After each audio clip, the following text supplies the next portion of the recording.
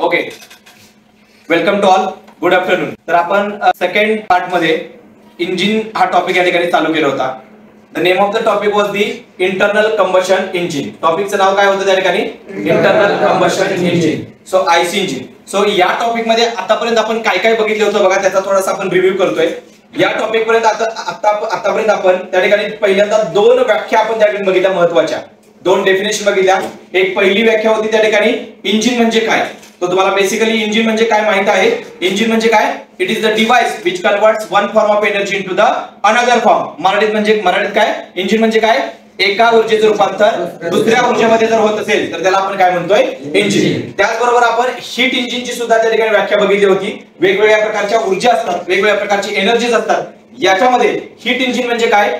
It is the device which converts chemical energy into the thermal energy and thermal energy into the mechanical energy. So that device is called as a heat engine. त्याच्यानंतर आपण थोडासा part बघितला होता classification of the engine. Basic classification of the engine. इंजिनचं classification वर्गीकरण कसं होतं रे?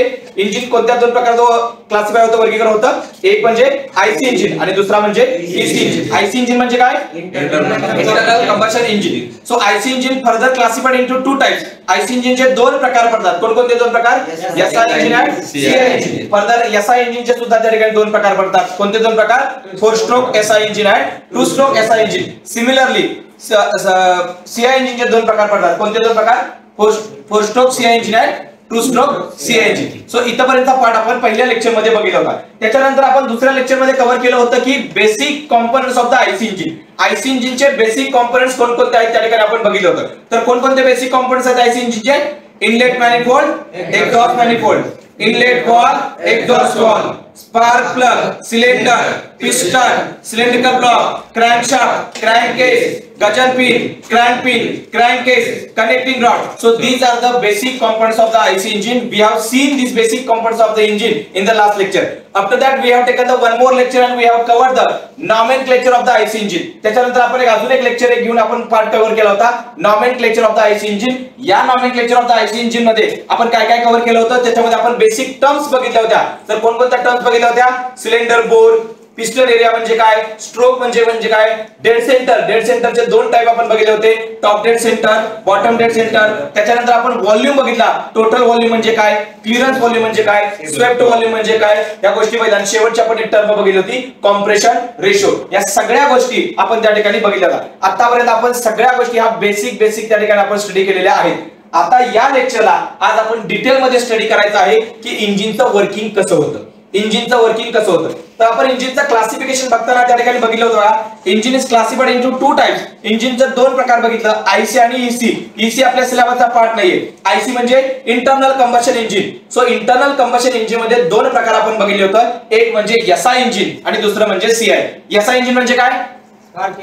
SI engine म्हणजे काय? Spark ignition. आणि सीआय इंजिन म्हणजे काय?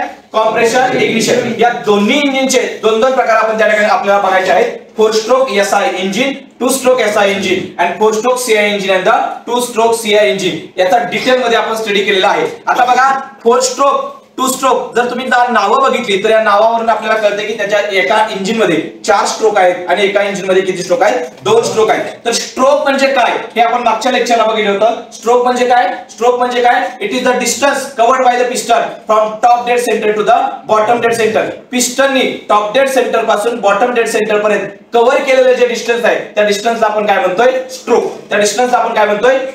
तर 4 स्ट्रोक इंजिन मध्ये काय होणार आहे? 4 स्ट्रोक इंजिन मध्ये त्या ठिकाणी किती स्ट्रोक होणार आहेत? 4. आणि 2 स्ट्रोक इंजिन मध्ये त्या ठिकाणी किती स्ट्रोक होणार आहे?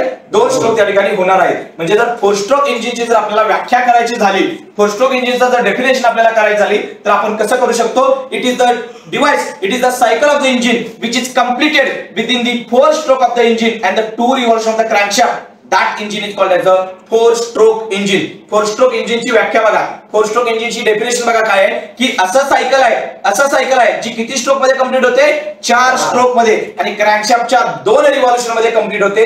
त्या सायकलला, त्या इंजिनला आपण कोणतं इंजिन म्हणतोय? 4-stroke engine. परत एकदा बघा, it is the cycle of the engine which is completed within the 4 stroke of the piston and the 2 revolution of the crankshaft. that engine is called as a 4-stroke engine. Similarly, we have to do the definition of the 2-stroke engine also. So 2-stroke engine is nothing but it is the cycle of the engine which is completed within the 2-stroke of the piston and the 1 revolution of the crankshaft. That engine is called as a 2-stroke engine. So this is the difference between the 4-stroke engine and the 2-stroke engine. In the today's lecture we are going to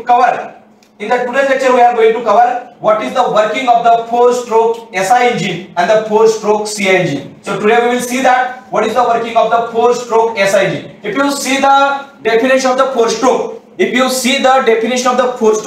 four stroke ची जर व्याख्या बघितली तर ती व्याख्या काय सांगते आपल्याला, किती स्ट्रोक पडले पाहिजेत, 4 स्ट्रोक पडले पाहिजेत आणि क्रॅन्कशाफ्टचे रिव्होल्यूशन किती पडले पाहिजेत, 2 क्रॅन्कशाफ्टचे रिव्होल्यूशन. तर त्या इंजिनला आपण काय म्हणतोय, 4 स्ट्रोक इंजिन. आता बघा इंजिनचं क्लासिफिकेशन बघताना आपण काय बघितलं होतं, इंजिनचं क्लासिफिकेशन किती प्रकारमध्ये पडतं, 2. कोणकोणते मेन प्रकार, आयसी इंजिन आणि ईसी. आपल्या सिलेबस मध्ये नाहीये.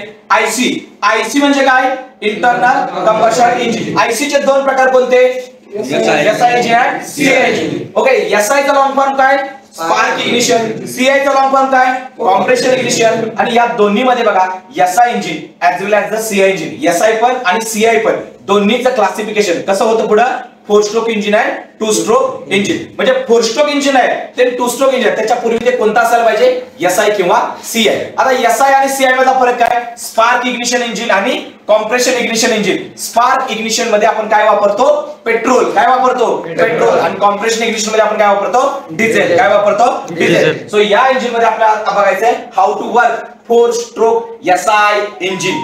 4 स्ट्रोक एसआय इंजिन कसं वर्क होतं ते या लेक्चरला आपण त्या ठिकाणी बघणार आहे. What is the stroke, stroke म्हणजे काय, stroke is nothing but the distance covered by the piston. Distance covered by the piston, piston न कापलेलं अंतर कुठून कुठेपर्यंत,